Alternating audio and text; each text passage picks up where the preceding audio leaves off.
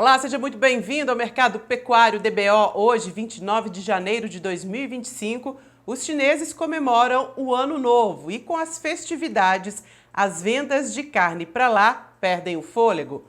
Cota de carne vendida para os Estados Unidos sem taxas é batida, liquidada já nos primeiros dias de janeiro. E o que esperar para o preço da arroba em fevereiro no mercado interno? É o que a gente confere nessa edição do Mercado Pecuário DBO.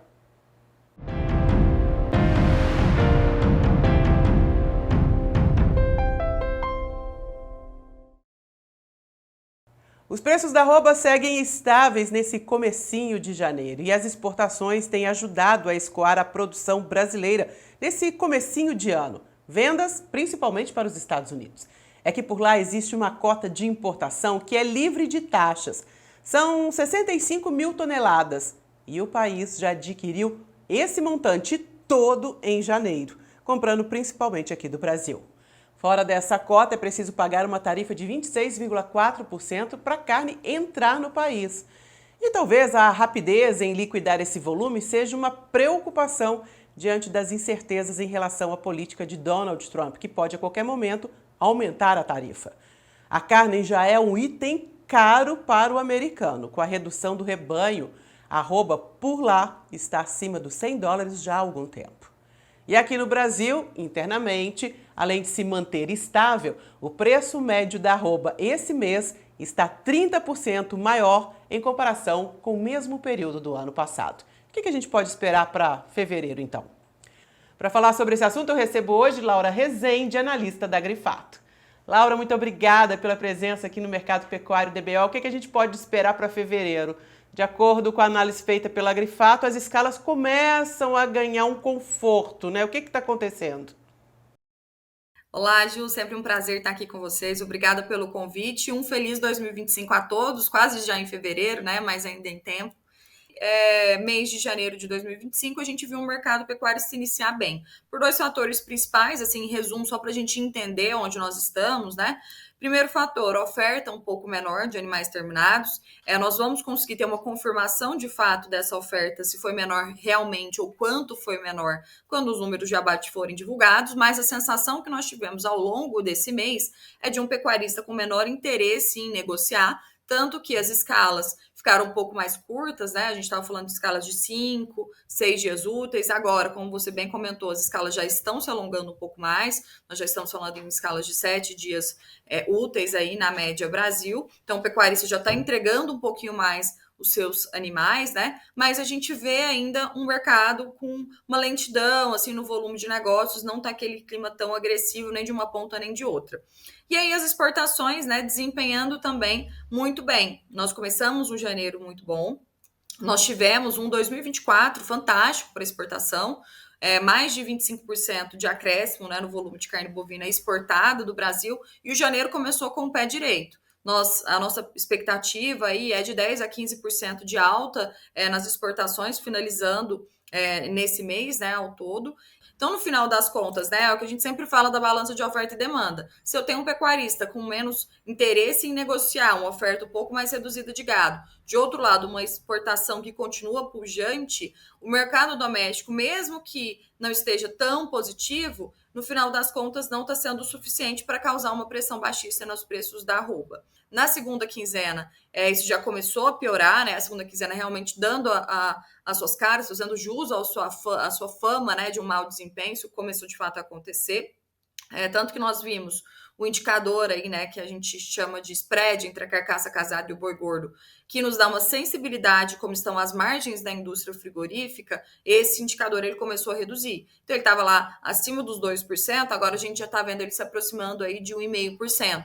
Então as margens piorando muito possivelmente da indústria. Quando a gente vê isso acontecer, geralmente começa uma pressão nos preços da arroba bovina. Então a indústria, obviamente, tenta ali, né, mexer os seus pauzinhos para não absorver e não ficar cada vez mais negativa na sua margem. Mas, ao meu ver, essa pressão baixista, pelo menos nas nossas praças bases, aí, na nossa praça mais relevante, falando em precificação a nível Brasil, que é o estado de São Paulo, isso não tem refletido tanto ainda. Então, acho que o mercado ainda está positivo, superou as nossas expectativas para o mês de janeiro, e para fevereiro, eu acredito que nós vamos depender muito de como vai se portar e a indústria frigorífica nessa semana, se eles vão realmente bater nos preços ou não, mas eu acredito que é muito mais um mercado andando de lado e talvez uma leve pressão baixista, pensando principalmente em exportação de China, né? A China, por mais que os Estados Unidos tenham ganhado cada vez mais importância aqui para a gente,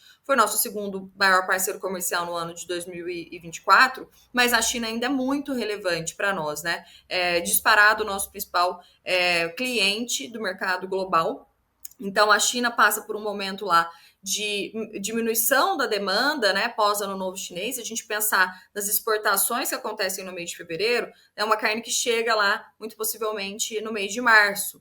Nós já estamos sentindo isso, os chineses já estão batendo em preço, já estão fazendo ofertas aí com preços bem mais baixos do que estavam sendo praticados lá no final do ano. Então, a gente já sente esse clima mais frio nas negociações. Isso deve refletir também em embarques um pouco mais reduzidos aí nesses 2 meses a seguir. Então, isso deve refletir nos preços da arroba também, já que as exportações estão sendo os fatores relevantes aí para manter o boi sustentado. Então, eu acredito que nós vamos começar, no final das contas, um fevereiro com preços estáveis e até com uma leve pressão de baixa. Início de mês, geralmente, dá um fôlego maior para o mercado, mas essas exportações aí que tendem a estar com um clima um pouco mais frio podem refletir negativamente aí no mês de fevereiro para a gente. Mas, por enquanto, acho que não tem nenhuma notícia negativa, acho que só vale isso de alerta aí, né, para o pecuarista ficar atento e não ficar, talvez, esperando sempre mais lá na frente negociar esse animal, porque pode vir surpresas não tão boas aí, né, devido a essa demanda externa. Laura, a gente recebeu aqui algumas perguntas e o Maurício Dias de Oliveira quer saber qual a previsão para a arroba do boi gordo nos próximos 3 meses. É algo que eu acho que tem que ficar muito claro para o pecuarista, é que nós ainda não estamos em ano de fase característica, né, característico de fase de alta de ciclo. A nossa expectativa para esse ano são mais de 37 milhões de cabeças sendo abatidas. Isso representa para nós o segundo maior abate da história, perdendo apenas para o ano passado. Então, a oferta de animais e a oferta de carne, ela ainda deve continuar elevada, mas menor do que no ano passado. Nossa expectativa, sim, é de uma oferta menor do que do ano passado, mas ainda elevada. Ou seja, a gente ainda vai precisar de uma exportação e de um mercado doméstico que consiga absorver essa carne para que nós não vejamos aí uma baixa nos preços da arroba. E eu acredito que isso deve acontecer, as expectativas para esse ano são muito positivas em relação à exportação. Nós vislumbramos aí, né, um aumento nas exportações da casa de 3%, muito pensando nessa questão de mercado externo, né? Eu não acredito que nós vamos ver preço do boi, falando base São Paulo, abaixo de R$ 300 nesse primeiro semestre do ano. Mas eu acredito que nós podemos ver em alguns momentos o preço do boi cair novamente. Quais são esses momentos? Fevereiro, como eu comentei, por essas questões de exportação. Março, eu acredito, março e abril deve se manter um pouco mais preço de lado. A gente vê, né, na pecuária brasileira uma mudança aí no período de safra. Antigamente a safra ela era muito característica, já começava ali logo em abril e perdurava ali até junho. Essa safra ela tem se alongado um pouco mais, na verdade, atrasado um pouco para começar. Ela tem começado mais ali a partir de maio, tem se intensificado até no final de maio e junho. Isso depende, obviamente, de questão climática, então, do regime de chuvas, se essas chuvas vão prolongar um pouco mais ou não, isso vai afetar diretamente, mas também nós temos uma questão aí do quanto o padrão da pecuária mudou em relação à suplementação. Então, hoje o pecuarista, né, aquele pecuarista que há 20 anos atrás era sal branco, hoje em dia a gente vê já com um manejo, né, bem mais adequado, né, uma nutrição bem mais planejada. Isso acaba fazendo com que ele tenha uma sobrevida maior das pastagens e não tenha já que, a partir de abril, começar a correr para tirar os seus animais do pasto, como era alguns anos atrás, já que ele não tinha ali o suplemento para auxiliar na nutrição desse animal. Então, isso tem auxiliado bastante aí, ao meu ver, né, para que o pecuarista consiga ter ali um tempo maior de pelo menos um mês para ter que organizar o abate, a vida desses animais antes do pasto secar. Então, isso me faz acreditar que o março e o abril vão ser meses mais positivos de preços, tanto por o pecuarista não ter que correr para negociar, né? Quanto porque ele está dando aquele acabamento final antes de vender os animais. Então, os pecuaristas é um movimento que eu tenho visto. Em março e abril, eles geralmente tentam segurar um pouco mais para terminar antes que realmente chegue a safra e ele tenha que vender. Além disso, também deve ser meses que já começam a melhorar um pouco mais as exportações e devem dar um outro fôlego aí para a gente no mercado. Então, março e abril um pouco mais positivos. E aí, a hora que a gente entrar, de fato, no maio e no junho, aí eu acredito que não vai ter muito para onde correr e os preços vão ser realmente pressionados aí, período de safra característico que acontece, seja em fase de alta, seja em fase de baixa, que vai mudar a intensidade. Mas eu acredito que nós vamos ver uma pressão aí nesses 2 últimos meses, e aí olhando já para um segundo semestre, né, já um cenário um pouco mais positivo, pensando realmente em redução de oferta e a demanda que também se aquece. Então, um breve resumo aí da curva de preços que eu acredito para esses meses seria isso.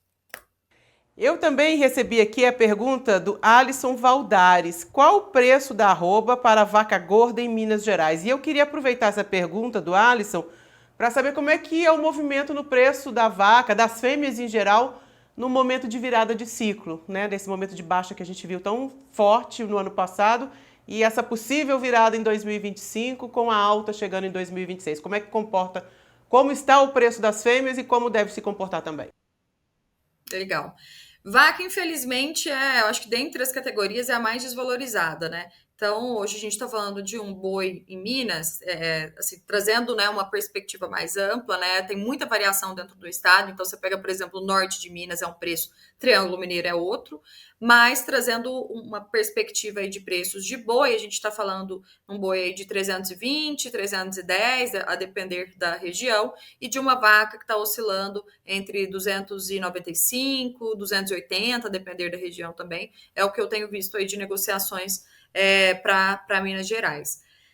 Falando em perspectiva de preço para fêmea, a partir do momento em que a gente começa a ver um processo de retenção das matrizes, que é o oposto ao que a gente estava vendo nesses últimos 2 anos, né? A gente passou 2023 e 2024 descartando muita matriz.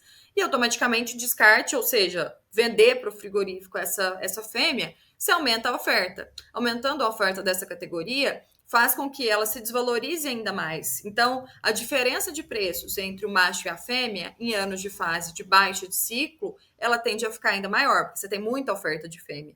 Em alguns meses, a gente chega a ver quase metade fêmea e metade macho. Então, realmente é uma proporção bastante elevada. Agora, a partir desse ano, eu já acredito que nós vamos ver uma redução dessa participação das fêmeas no total abatido. Não acredito que nós já vamos virar para uma retenção muito significativa de fêmeas nesse ano de 2025, mas eu acredito que nós vamos começar a mudar, né, a ir para um processo de levar menos essas fêmeas para abate, diminuir a sua participação. Diminuindo sua participação, isso, obviamente, porque o bezerro está com preços mais interessantes, a margem da cria está voltando a ficar um pouco melhor e o criador vê sentido, né? Faz sentido para o criador voltar a segurar aquelas matrizes no plantel e reinvestir na atividade. Então, por isso que a gente vê essa diferença aí, né, de participação de fêmeas no total abatido. Então, esse ano, muito possivelmente, vai ser aquele ano de transição, que a gente vê as fêmeas começarem a reduzir a sua participação. Então, muito possivelmente, nós vamos ver a diferença de preços entre macho e fêmea começar a encurtar. Então, porque as fêmeas vão ser destinadas um volume um pouco menor, e aí, automaticamente, o frigorífico precisando dessas outras categorias que são muito importantes, principalmente para a gente abastecer o mercado doméstico, nós vamos observar isso melhorar aí, o preço das fêmeas subir e melhorar um pouquinho aí. Voltando a falar do mercado interno, a gente sempre tem aquele receio com janeiro, que tem muitas contas, mas as contas também continuam em fevereiro, com as crianças voltando para a escola. Comparando os 2 meses, a tendência é, historicamente, da arroba perder valor em fevereiro, de aumentar valor, e o que pode acontecer? que nós temos visto nos últimos anos é de uma arroba que ela começa a sofrer um pouco mais na virada ali na segunda quinzena de janeiro, o que tende a perdurar até ali o mês de fevereiro. Então, o mês de fevereiro não tem sido um mês de recuperação de preços. A arroba começa a cair, principalmente na segunda quinzena, e ela se mantém em níveis mais baixos, pode até sofrer alguma pressão ali mais intensa. O mês de fevereiro, nós temos o carnaval também, que geralmente dá um fôlego aí para o mercado, né? Aumenta ali o consumo também nesses momentos de comemoração. Esse ano o carnaval vai ficar para o mês de março. Então, isso pode acabar influenciando também, né? O que antes era um estímulo para aquele mês, não vai acontecer mais. Então, acredito que o mês de fevereiro deve permanecer mais morno, assim, sem tantas notícias positivas em relação a janeiro, assim como a gente geralmente costuma ver mesmo. Mas se manter estável, tá bom, pelo menos, né? Que é o que a gente tem visto em janeiro.